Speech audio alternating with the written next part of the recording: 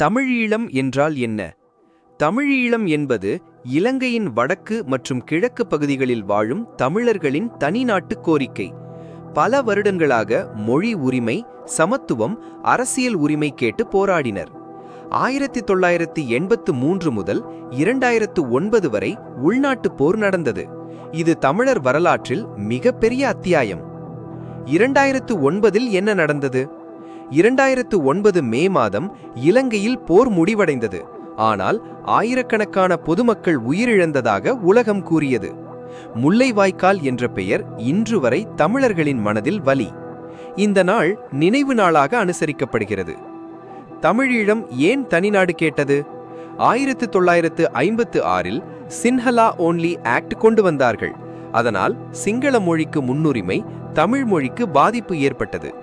இலங்கையில் தமிழர்கள் பல வருடங்களாக சம உரிமை இல்லை என்று உணர்ந்தார்கள். பாதுகாப்பு, அரசியல் அதிகாரம் வேண்டும் என்பதற்காகத்தான் பலர் தனிநாடு கோரிக்கை வைத்தார்கள். பிரபாகரன் யார்? ஏன் இன்னும் பேசப்படுகிறார்? வேலுப்பிள்ளை பிரபாகரன் தமிழீழ விடுதலை புலிகளின் தலைவர்.